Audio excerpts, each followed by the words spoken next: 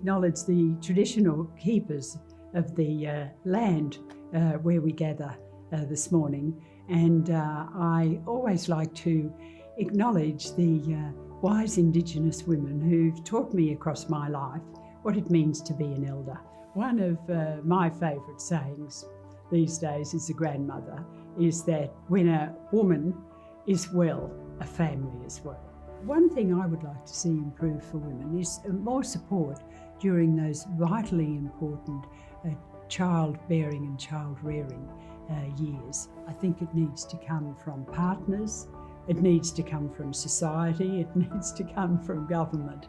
I look back on my years as a young mother in my neighbourhood where we all learnt and understood, I think, our responsibility to care for each other.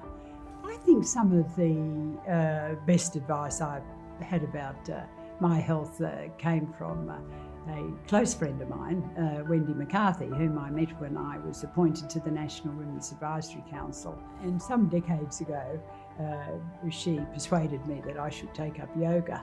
I think that that's probably one of the best things that I did. I've practiced it. I've had some wonderful teachers. I don't do it anymore. I do Pilates now.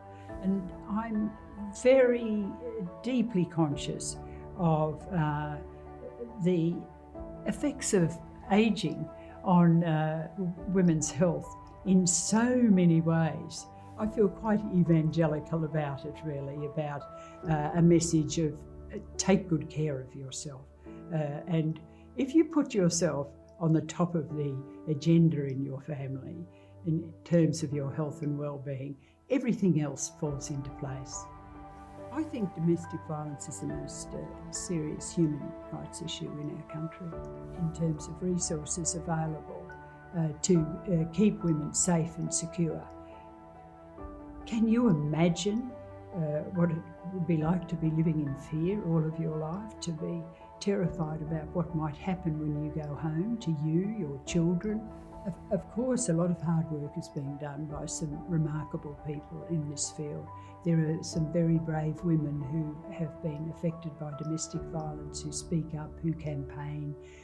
Their families do. There's fundraising foundations, but we just have to do more.